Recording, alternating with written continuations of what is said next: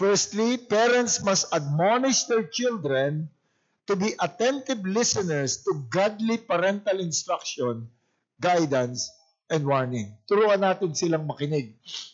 Turuan natin sila na tanggapin ang mga pangaral. Secondly, parents must admonish their children to be active in the pursuit of true knowledge and wisdom. Hindi natin sila gagawing tagapakinig lang, kundi on their own, we train them to seek knowledge. Thirdly, parents must admonish their children to learn to desire, welcome, and heed rebuke, correction, and counsel. Dapat matuto sila na tanggapin ang mga bagay na ito. Fourthly, parents must admonish their children to recognize and avoid people and influences which will lead them into defilement. At yung mga parents ngayon, mas malaki ang responsibility dito sa areang ito na turuan sila to be discerning when it comes to things that can defile them. Fifthly, parents must consistently, repeatedly, and diligently admonish their children on the righteous use of the tongue.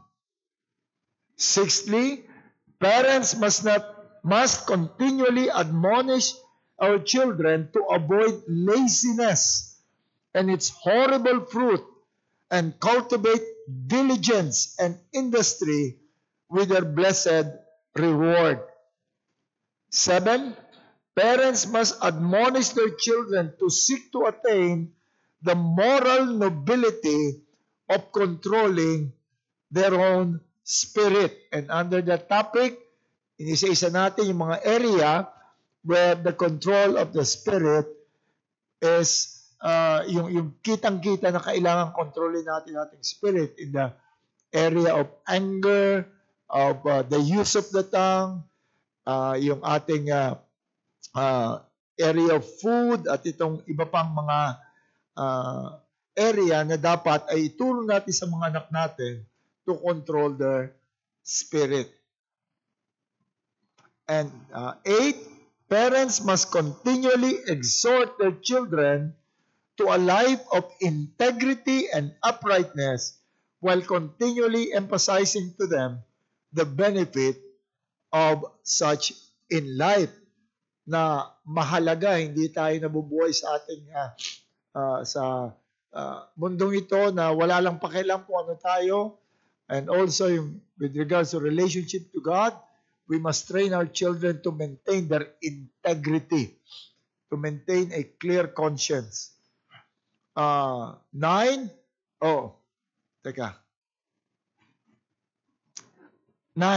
admonish your children to avoid sin of pride and cultivate the grace of humility.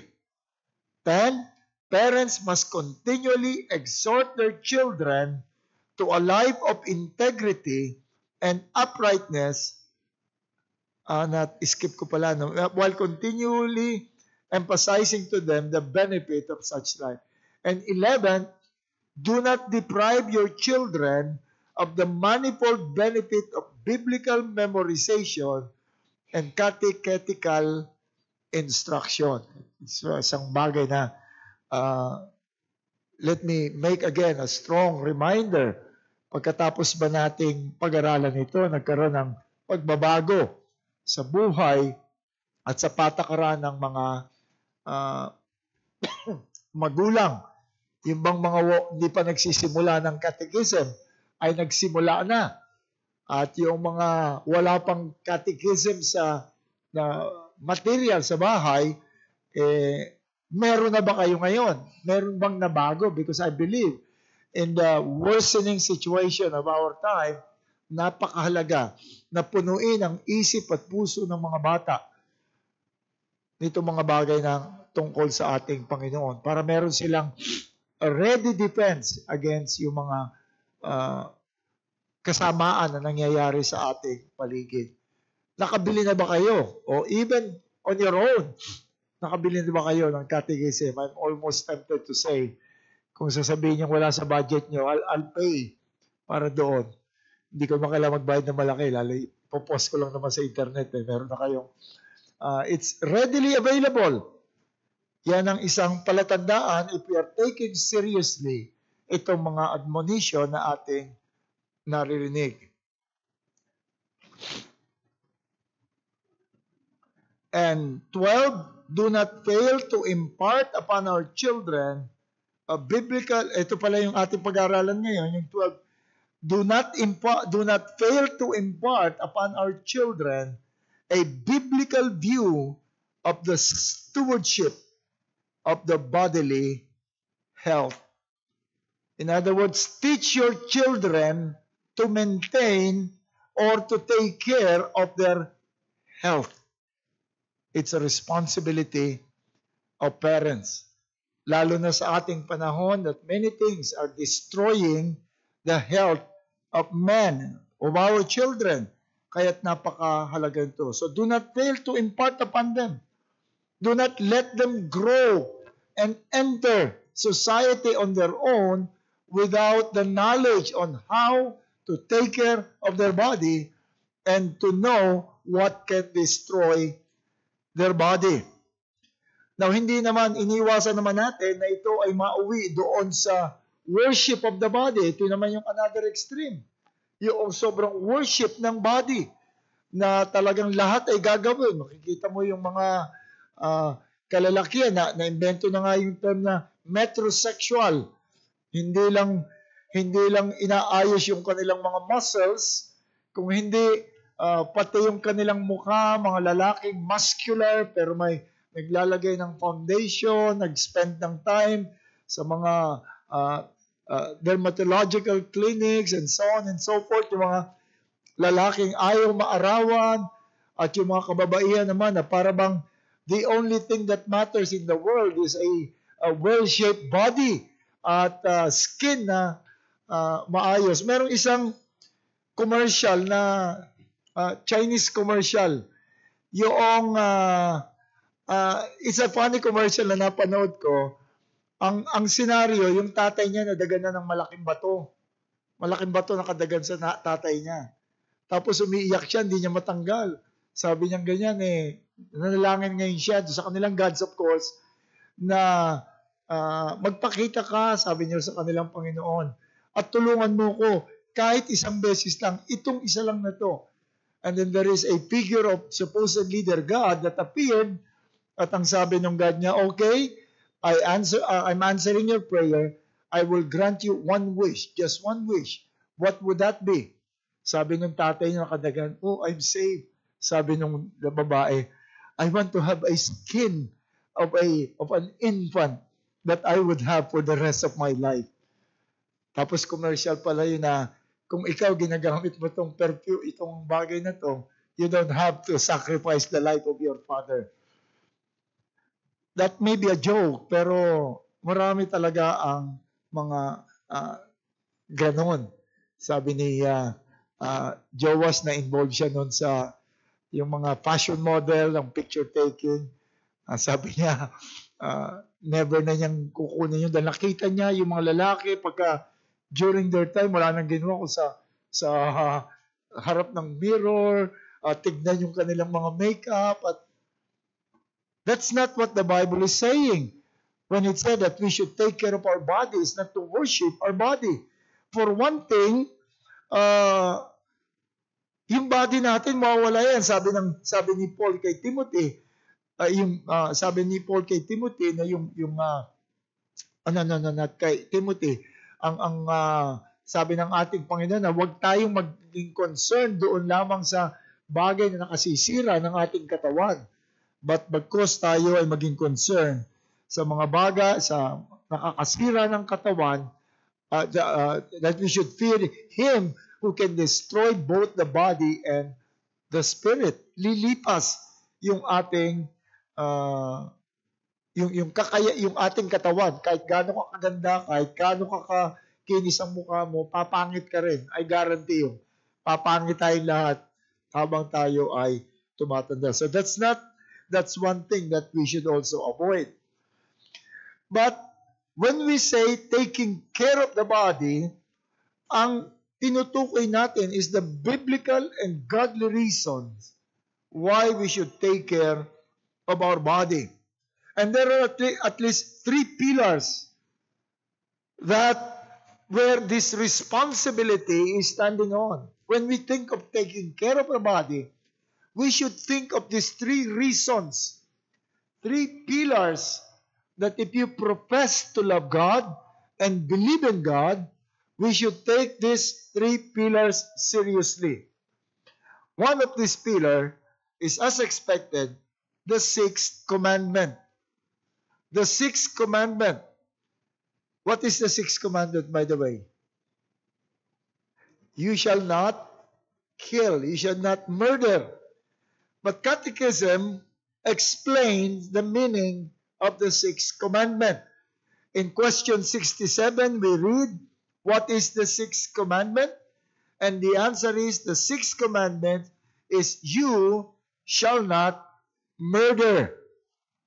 In question 68, it follows, what does the 6th commandment require? The 6th commandment requires making every lawful effort to preserve one's own life and the lives of others. This is the active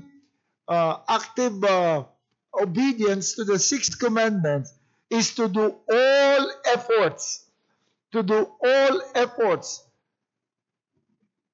required to preserve one's own life and the lives of others. Gagawin mo lahat para mapahaba ang buhay mo at ang buhay ng marami. And then question 69, what does the 6th commandment forbid? And the answer is, the 6th commandment forbids taking one's own life or the life of others unjustly, or doing anything that leads to suicide or murder or the destruction of the body. Anything that you do that can destroy the body is a violation of the 6th commandment. The 6th commandment is commonly taught as against stabbing, gunning, o yung sasakalin mo, o talagang i-choke mo para mamatay. But the law, according to Paul, was written for what? Romans 3:19. The law was written to those who are under the law so that every mouth may be stopped and the whole world be held accountable to God. Every single law is for the purpose of making us guilty before God, realizing that we are guilty before God. If we will limit yung killing to sa actual killing, then we can say, I'm not guilty of that. Sino ba rito nakapatay na? Sino rito ang in the process of killing somebody? Wala naman, di ba? So can we say na, I'm not guilty with regards to 6 commandments. But if we would really take 6 commandments seriously, we are all guilty. We are all guilty of the 6th commandment.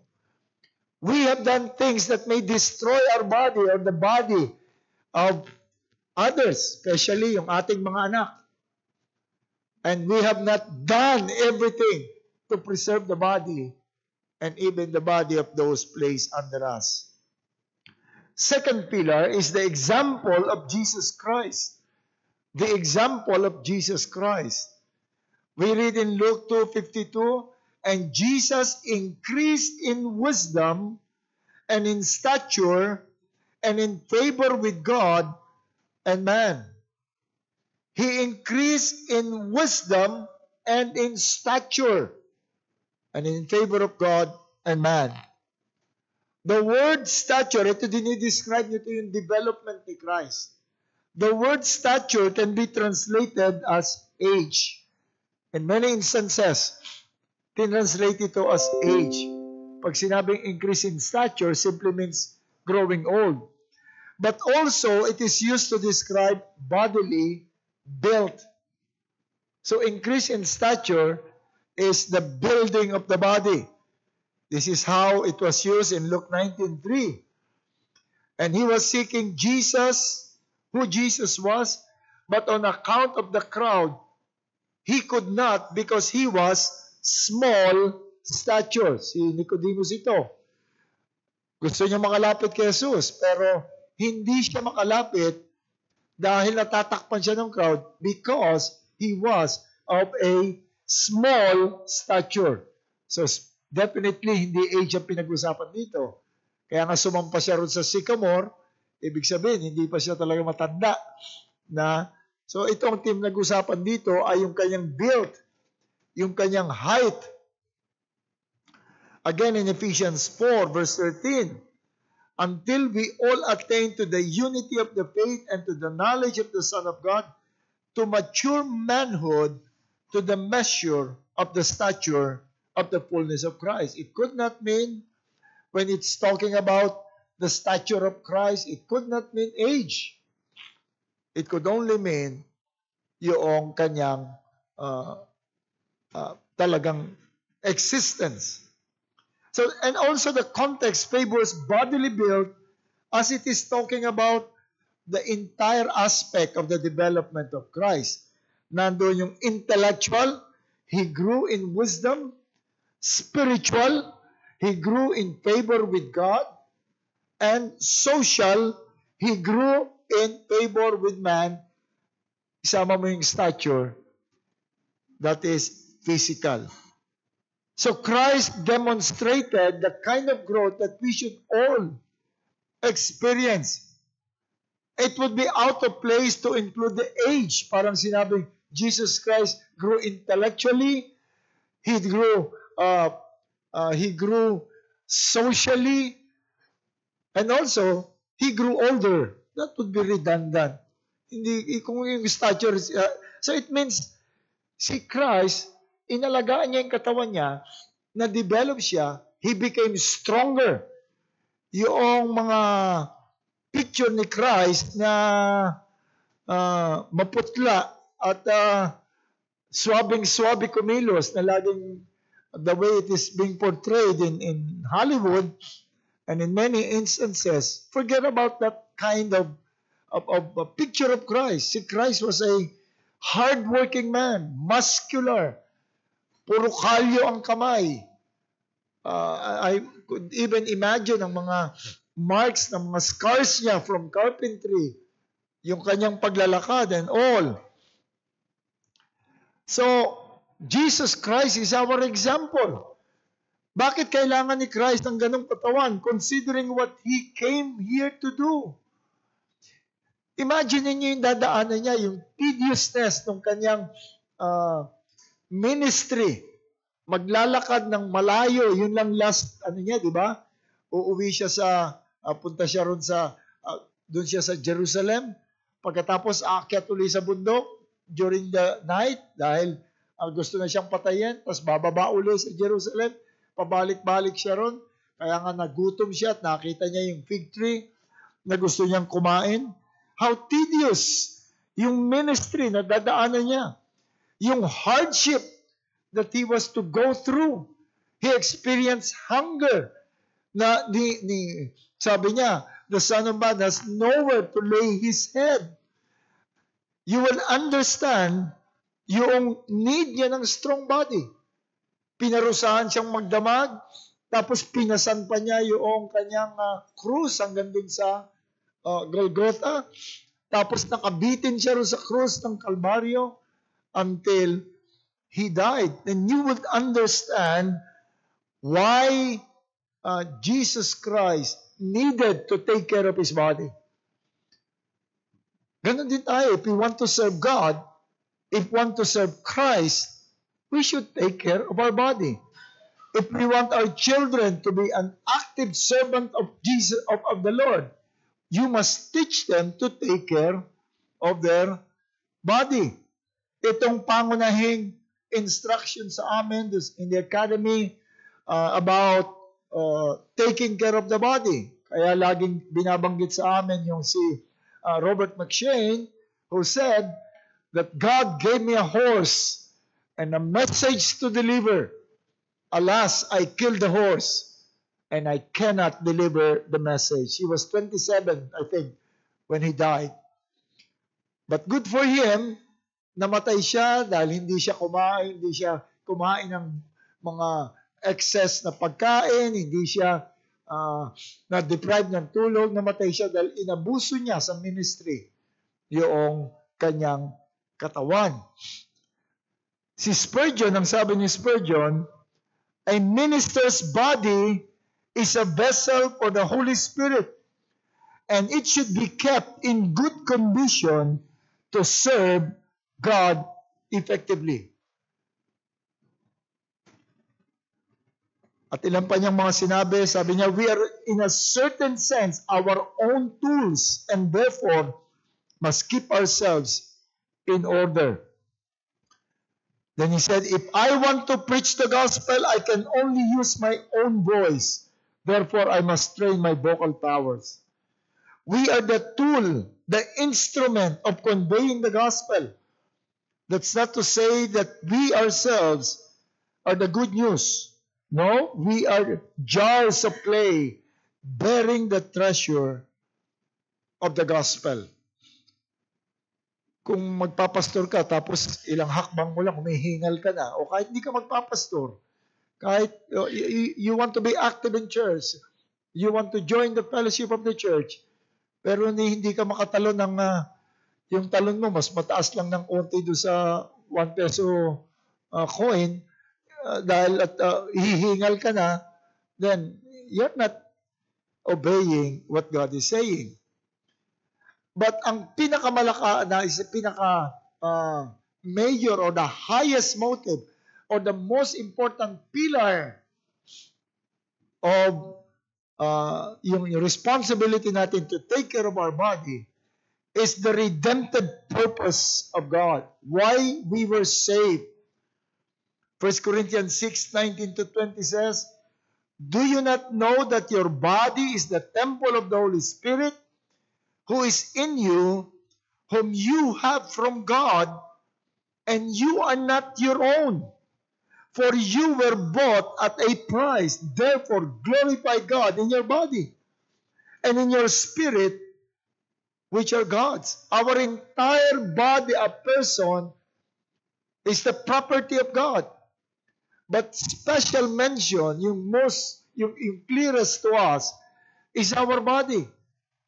Yung spirit, madali natin sabihin, oh, my spirit is yours, Lord. You own it. But when it comes to our body, we tend to believe that we own our body and we can do whatever we want to our body.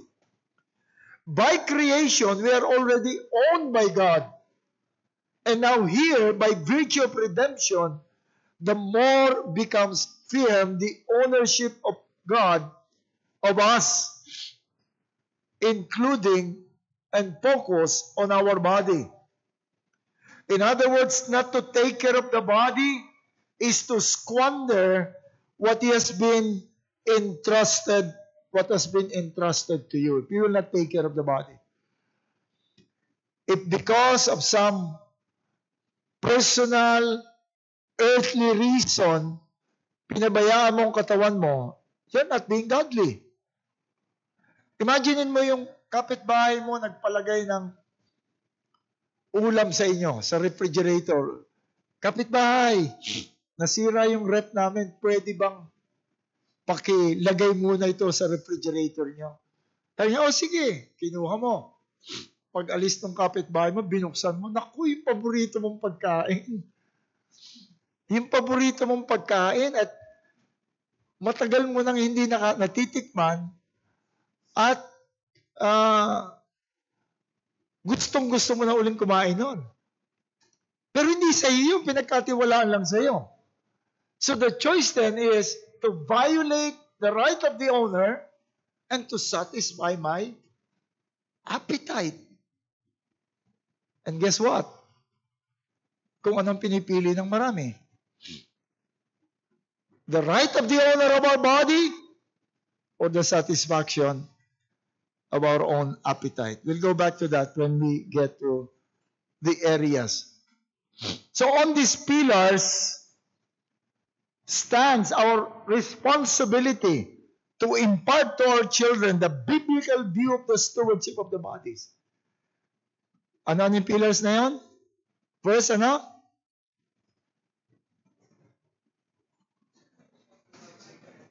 Ano yung unang pillar? The sixth commandment. Not to take care of the body is to violate the sixth commandment. Yung second, the example of Jesus Christ. He took care of His body. Makikita mo naman siya, di ba? Pag kailangan matulog, matutulog. Pag kailangan kumain, kakain. Pag kailangan magpahinga, magpapahinga. So the example of Jesus Christ. And then thirdly, yung purpose ng redemption. The purpose of redemption is that we might glorify God and glorify God to His body, kaya through our body, kaya He claimed the ownership of the body. Now, what does this imply, or what are the areas of life that concerns care for our health?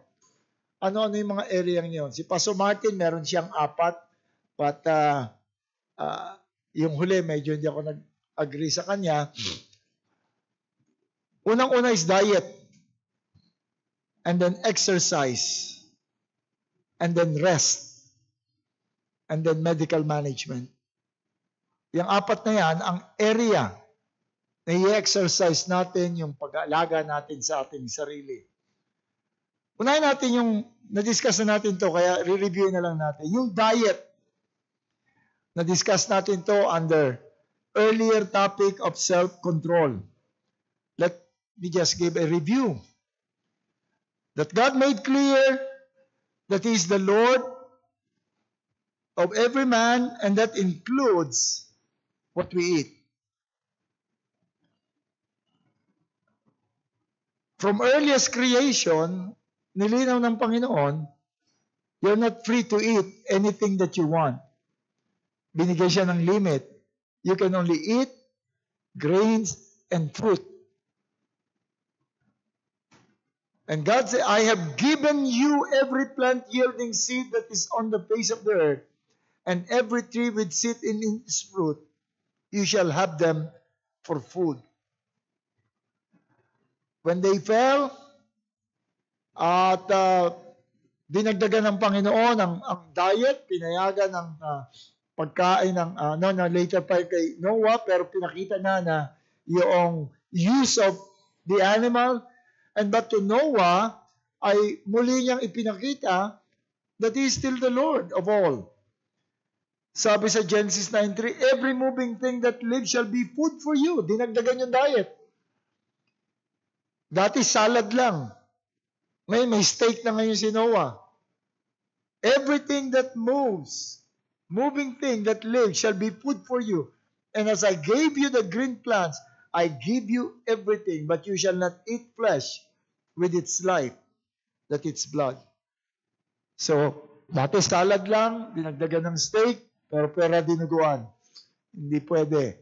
So, the point is, God is still the Lord of what we put into our body. Under the Mosaic Covenant, mas lalong nakita sa atin, pinakita sa atin lalo, kung gaano kahigpit ang Panginoon. Talagang inisa-isa niya yung mga dapat at hindi dapat kainin that they should obey. If they are to remain in the covenant of God, you should always remember this. And God also, through His Word, has taught us moderation even for the things that we are allowed to eat. In Proverbs 25:16 says, if you have found honey, which is a good thing, eat only enough for you, lest you have your fill of it and vomit. And when you sit down with rulers, observe carefully what is before you and put a knife to your throat if you are given to appetite. In other words, you're allowed to eat these things, they're legitimate, but there are other factors that we must consider. First is moderation.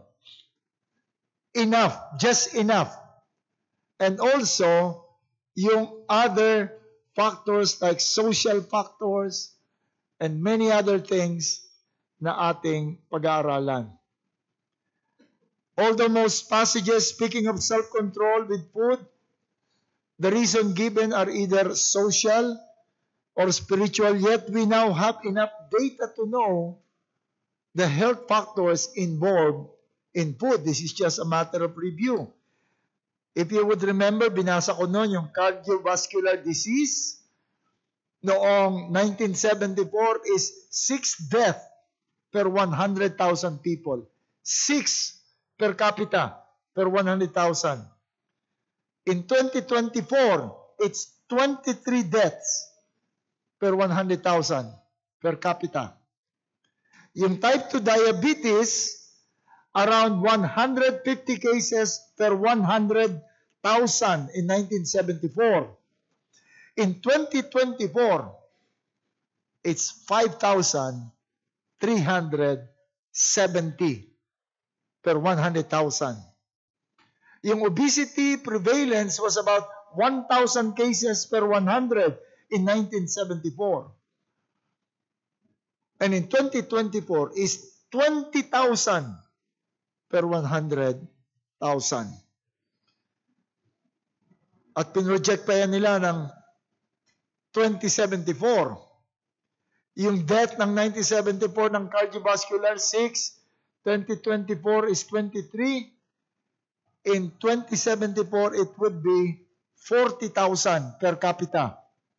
Type 2 diabetes, nagsimula siya 1974 ng 150. 2024, 5,370.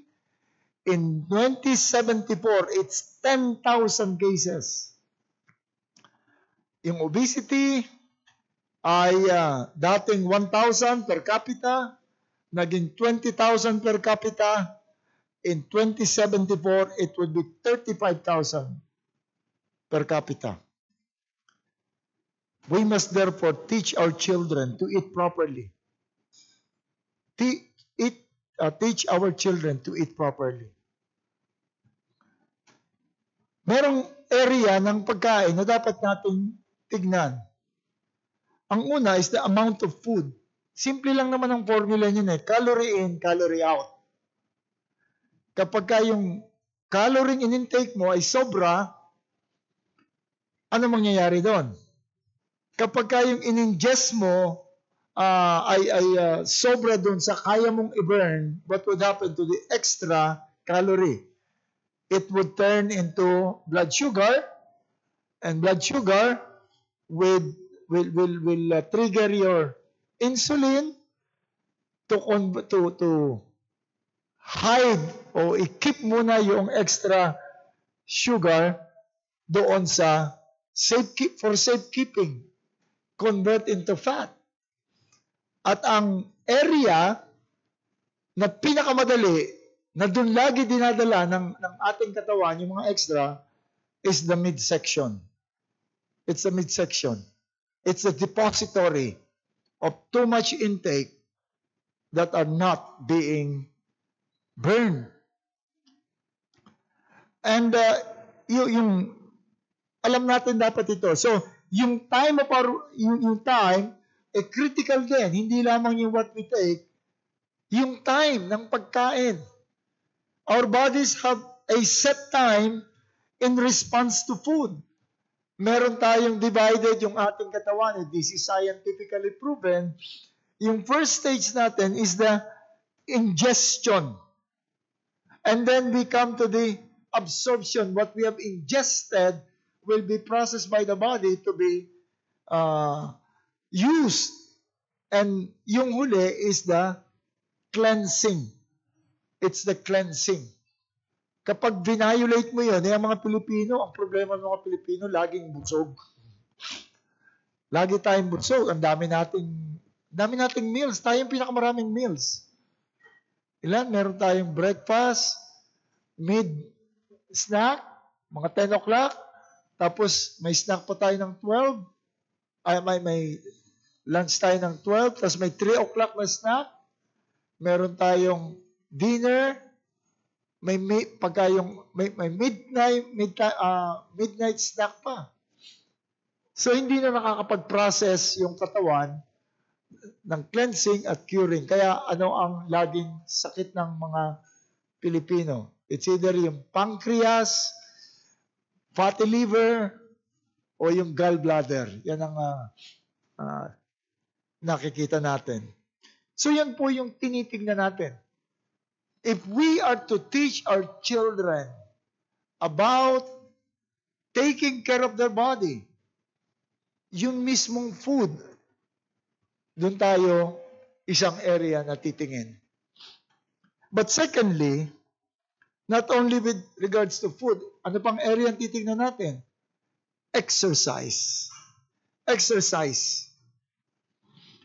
1 Timothy chapter 4 verse 8 says, "For bodily exercise profits a little, but godliness is profitable for all things, having promise of the life that now is, and of that which is to come." Oy, Pastor, negative yun ah. Sabi rito, a bodily exercise profits little. But you should remember that it came from the Greek context, where they value so much yung kanilang, di ba, kanina nagsimula yung mga palakyan ng katawan, doon sa mga Grego yan, yung Olympic, yung lahat yan, doon sa kanila nagsimula yan. Sobra-sobra sila doon sa kanilang pag-aalaga ng kanyang katawan. At in-acknowledge si Tony Paul, bodily exercise profits. But if compared doon sa exercise for the soul, it profits little. And we know the reason why it profits little. Because we know na ang ating ang katawan natin, kahit anong exercise mo, masisira rin yan. Hihina rin yan. Nung nandun tayo sa camp, ay attempted na, di ba meron silang monkey bars? Doon sa, hindi camp, yung ating retreat. Hinintay ko munang tumalikod yung mga tao. Sabi ko, nung araw, kaya ko to kahit isang kamay eh. I tried. Hindi na pala kaya. Nung buhatin ko si Vanji, yung aking backbone sumakit na, kinabahan ako dahil sabi ko baka ma-damage ako. Nung Monday, naglilinis ako ron. Isang table at merong malalaking mga boxes. Binuhat ko lahat. Tapos pasok ulit ako sa masakit. So kahit anong alaga mo sa katawan mo, hihina rin yan. Kaya sabi ni Paul, huwag may compare yan doon sa spiritual exercise. But it profits. Exercise profits. There is an easy formula that everyone can understand. Calorie in must not exceed calorie that is burned. If you want to enjoy food, then you must learn to exercise. Tignan nyo lahat ng mga lugar kung saan nagja-jogging yung mga tao. Ito, na-obserbahan ko lang. At the end ng mga place where they do their jogging, may McDonald's. Doon sa amin, merong magandang jogging place doon sa may Hinulugan Taktak. Pero paglabas mo sa Hinulugan Taktak, nandun yung, ang pangalan ng ron? Yung restaurant. Inilabas nila yung mga table nila, naka-display lahat yung walang bread. Kaya lahat yung mga nag-jogging, doon kumakain. Well, that's fine. If they are able to burn what they have taken in. So exercise. We take food. We convert food to energy in form of sugar for the body for the blood to be distributed. That is expected to be burned and to be fuel for the activities of the body and also the brain. But any unburned calories must be restored in form of a fat. At saan niya nire-restore? The easiest place to restore is the midsection. Yan yung ating warehouse. Yung foolish man dun sa parable ng Panginoon, nung puno na yung warehouse niya, nung sabi niya, I'll build a bigger barn. Don't imitate that. Do not build bigger barns. Burn what you have stored. That is the easiest place to store in the midsection. But that is the most dangerous place to store kasi nire-release mo uli yan eh. Bumabalik uli yan sa ating blood circulation. I'm not an expert on this. Ito yung mga nabasa ko lang. Dumadaan uli yan sa liver at ayaw ng liver nang may dumadaan sa kanyang pabalik-balik na fat. But exercise can ensure the burning. Just 30 minutes, increase your heart rate into a target level. If you want to know the formula, I can give you the formula of kung ano yung level na i-increase natin. But not only burning, but it's strengthening the heart-lung combination, which is the one in charge sa ating metabolism, yung heart-lung combination. Di ba, pag tumatakbo ka, hingal ka na, hindi ka na kasi yung lung mo, hindi na siya nasusuplayan gaano. Kaya dapat through yung heart mo, na supplyan ng, mag-supply ng blood para hindi ka hirap na hirap para magkaroon ng oxygen. At pagka naman yung lung naman ang nagkulang ng supply sa heart, yung heart naman na magsasuffer. There must be a good combination. It's yung cardio natin is the heart-lung combination na pinapatigil. Alam niyo nung magsimula kami nun sa heavy hand jogging, kami ni Evangie, everyday nandun kami sa Manila pa kami nakatira. Ang isang bagay na napansin namin, habang, alam niyo heavy hand, yung tumatakbo na may dumbbell, kami dalawa ni Evangie noon, kaya namin magkwentuhan nang hindi kami humihingal. And then when we had our examination, ang sabi ng doktor, masyadong mabagal yung aming puso. At ang reason na nakita niya ay yung aming activity noon. So it strengthened the body. It makes us, it's enable us to serve even more. Yun ang ating titignan. Our ancestors did not have a problem on this.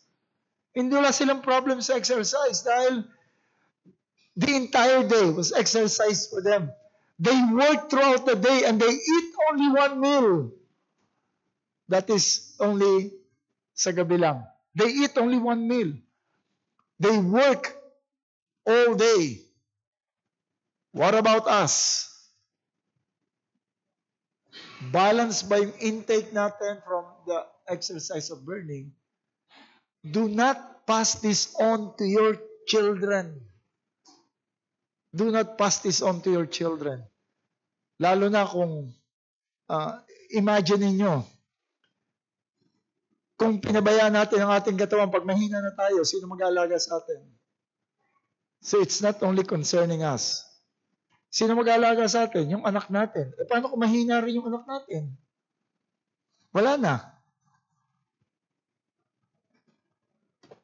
We live in a generation of couch potatoes.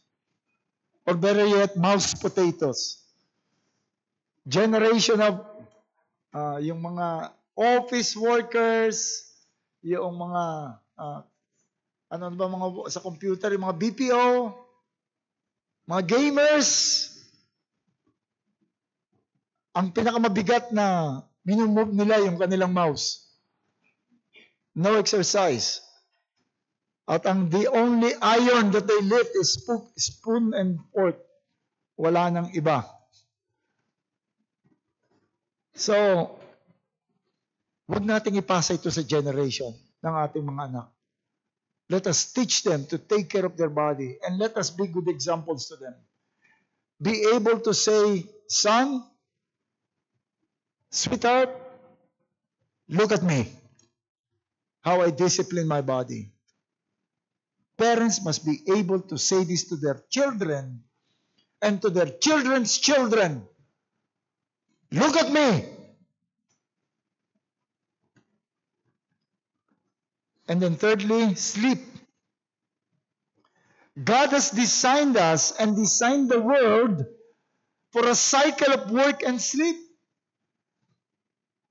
Kung pag-aaralan lang natin ang ating Panginoon, He made, sabi niya, there was evening and there was morning. At kung re-reviewin nyo yung scripture, lahat yung night makita natin is a sign for rest and sleeping. Yung mga poetic statement ng Scripture, hindi na ako nagkaroon ng time na i-gather, mga poetic statement ng Scripture, talagang highly recognize the night for sleeping. Halimbawa, isang importante tingnan natin, what is the color of dawn? Ang dawn, anong kulay? Ha? Not red. Twilight is red. Ang dawn is white or blue light. Pag sumikat sa umaga, kita mo, maano lang siyang white light or blue light. Pag sa hapon, nagiging reddish ang sky, reddish lahat. And do you know na yung red light can trigger yung melatonin. Nagtitrigger siya ng pag-release ng melatonin, yung red light. Ibig sabihin, it's time to sleep. The Lord said this, I'm now turning the entire earth, or not the entire earth, kalahati lang, para kayo matulog.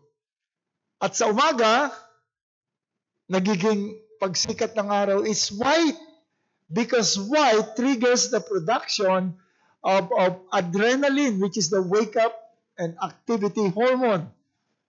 Napaka ganda ng design ng ating Panginoon. Kaya nga, it's ideal na gumising tayo ng bago sumikat ang araw. And I'm just glad na sinanay ako ng tatay ko. Hindi ko alam kung bakit ako lang. Yung tatay ko, pagka 5 o'clock, gigisingin ako nun. Kailangan hindi ako abutan ng sikat ng araw doon sa bed. And I still enjoy that training nung tatay ko.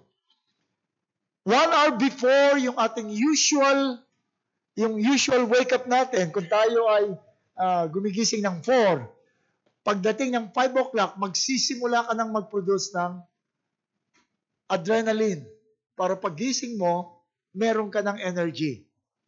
And 1 hour bago ka matulog, yung usual na tulog mo, magpuproduce ka na ng melatonin para pagdating ng time mo ng tulog.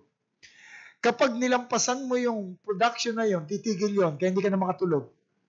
Pag yung sleeping time mo, nilampasan mo, hindi ka na makatulog. Although some are gifted talaga na matulog kahit sa sermon. Pagka naman, sabi mo, wala namang pasok ngayon, extend ko na yung tulog ko. Then the production of adrenaline would stop. Aantukin ka maghapon. Kaya I see to it, kahit ako puyat, gigising ako dun sa talagang wake-up time ko. So, I'm not an expert, but I have read many evil associated with violating the design of God with regards to sleep. Many illnesses, lalo ngayon, ilan sa atin yung nagtatrabaho sa mga call centers, na-reverse yung tulog. Because this is God's design that we should respect yung sleep. Bakit takot patulog ang tao? Bakit nagkukulang sa tulog ngayon? Sobrang busy. But remember, Psalms 127 says, kahit anong pagka-busy mo, if the Lord will not work, you work in vain.